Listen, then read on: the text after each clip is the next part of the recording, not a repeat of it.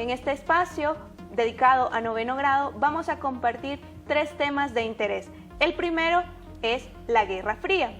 ¿Alguno de ustedes sabe qué es la Guerra Fría? Bien, si no lo saben, acá se los vamos a explicar un poco más. También vamos a hablar sobre la economía mundial después de la Guerra Fría. Y por último, vamos a hacer énfasis en el papel que ha desarrollado la ONU ante los conflictos armados que se desarrollan en los países. Candy, empezamos. Muy bien, Carla. También cabe aclarar que, como se han dado cuenta, este espacio corresponde a la asignatura de Estudios Sociales. Para empezar, vamos a decir qué es la Guerra Fría. Candy, ¿qué es la Guerra Fría? Muy interesante pregunta. Seguramente ustedes ya lo estudiaron y lo recuerdan. Sin embargo, vamos a tratar de hacer un concepto breve de lo que es la Guerra Fría. Quiero comentarles que la Guerra Fría consiste en un periodo de tensión que se dio posterior a la Segunda Guerra Mundial. Es importante recordar que la Segunda Guerra Mundial finalizó en el año de 1945. Esta guerra consistió en el enfrentamiento ideológico entre las dos superpotencias mundiales, las cuales son Estados Unidos de América y la Unión de Repúblicas Socialistas Soviéticas.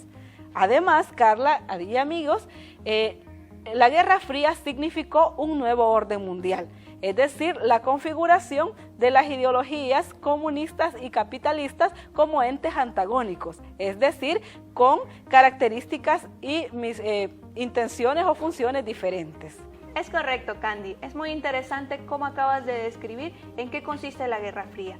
Pero bien, también debemos tener en cuenta la importancia de caracterizar tanto el capitalismo como el comunismo. A continuación, les vamos a dar este detalle.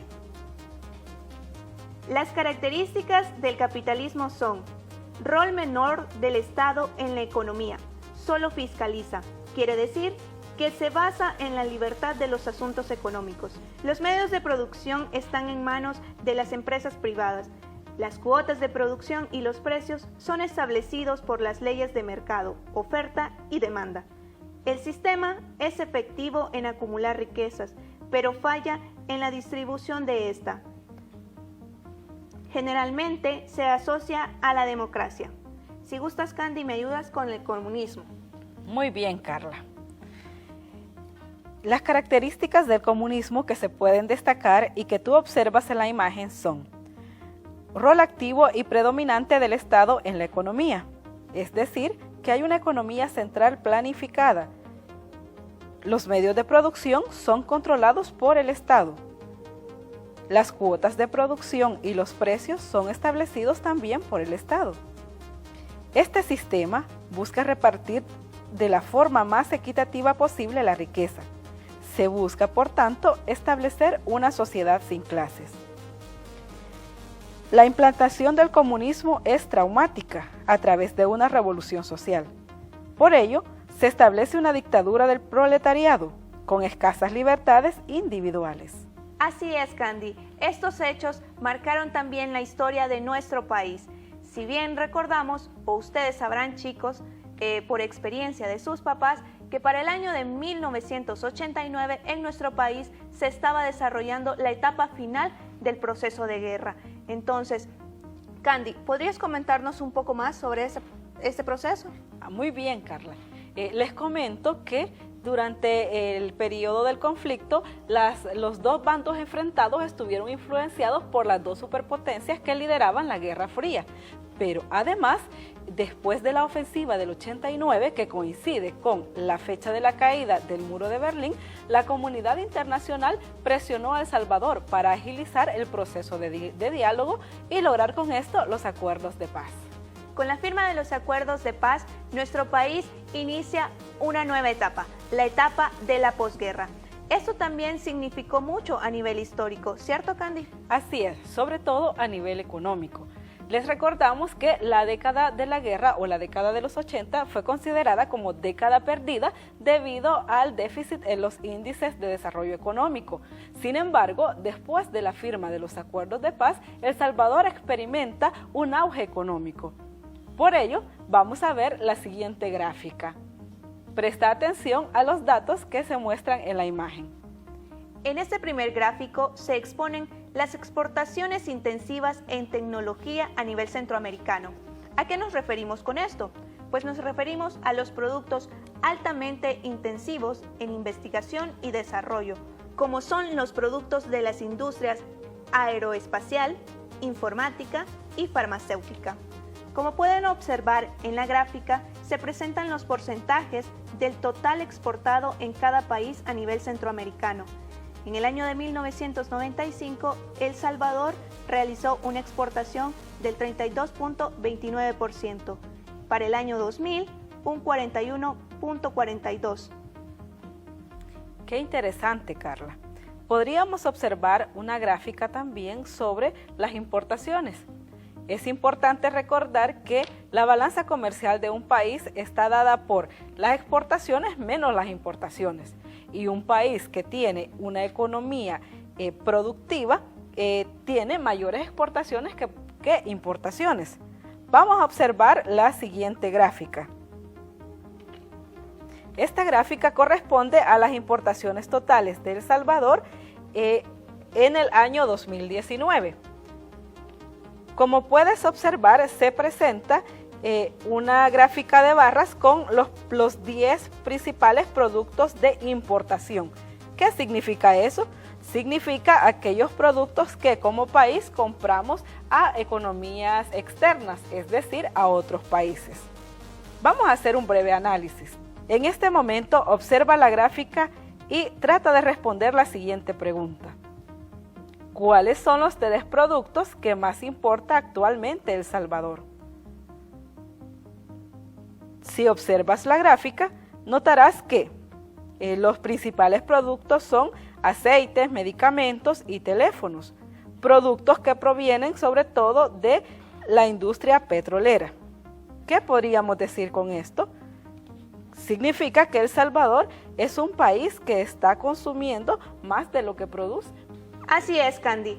Realmente, como país, nosotros consumimos más de lo que exportamos, tal como lo podemos ver en la gráfica. Somos consumidores de muchos productos derivados del petróleo, pero eso no quiere decir que tampoco nosotros no produzcamos. En nuestro país hay diversas industrias que también forman parte de la economía y que sostienen la economía nacional. Así es, Carla, y también hay que tomar en cuenta que la economía no es estática, que tiene fluctuaciones y que se ve influenciada por diferentes eventos políticos, sociales, tecnológicos y económicos de otros países o del mundo entero también. Ahora vamos a finalizar con el tema también muy importante. Es el papel que ha jugado la ONU ante los conflictos armados en diversos países. Así es importante recordar que la ONU es la Organización de las Naciones Unidas y esta fue creada posterior a la Segunda Guerra Mundial, en vista de las graves violaciones a los derechos humanos que acontecieron en el mundo. Además, es importante recordar que esta organización ha acompañado al país en la época de la posguerra y ha estado como intermediaria en otros procesos de violación a los derechos humanos. Bueno, es importante recordar que el rol de la Organización de las Naciones Unidas es ser un ente mediador de los conflictos. Además, buscar el respeto irrestricto de los derechos humanos y también establecer medidas de reparación en casos de daños o de situaciones de lesa humanidad. Correcto, Candy. Has mencionado una palabra muy importante. La ONU también fue la formulante de los derechos humanos en la Declaración de 1948. Así es, y recordemos que como seres humanos tenemos libertades fundamentales que deben ser protegidas y la ONU está como una entidad para poder proteger los derechos de todas las personas en las diferentes nacionalidades. Es correcto, y uno de los principales derechos humanos que tenemos es la educación. Por eso nosotros estamos muy contentos de poder estar en este espacio para que ustedes sigan aprendiendo desde casa. Además, queremos invitarte a que tomes el ejemplo de estas instituciones y organizaciones que fungen como mediadoras ante los conflictos y de esta manera tú también puedas mediar cuando en casa se den algunas situaciones conflictivas. ¿Cómo podemos hacerlo? Escuchando a ambas partes, comprendiendo su posición y buscando soluciones. De esta manera nos convertimos también en agentes de paz. Carla, es muy interesante estudiar los sucesos mundiales, pero también es importante retomar para nosotros las enseñanzas de estos sucesos y aprender que como seres humanos estamos en una dinámica constante de comunicación e intercambio y que por eso es importante tomar decisiones que ayuden a la convivencia pacífica. Tienes toda la razón, Candy. Los hechos que han sucedido a nivel histórico nos han permitido construir estas sociedades que actualmente tenemos. Imagínate, después de ese proceso de guerra, nosotros ya pasamos un proceso de paz muy interesante y muy fructífero para nuestro país. Es por eso que les recomendamos a ver la historia de manera diferente, a conocer cada una de las partes, a identificar conflictos, así como lo mencionaba Candy, y ser mediadores de paz, ¿ya? Que eso es el objetivo principal. Así es. Bueno, querido estudiante y querida estudiante, de esta manera hemos querido apoyar los contenidos que desarrollaste durante la fase 2. Queremos hacer énfasis en el apoyo que existe a través de las páginas web del Ministerio de Educación, donde cada semana se colgará una guía de autoaprendizaje.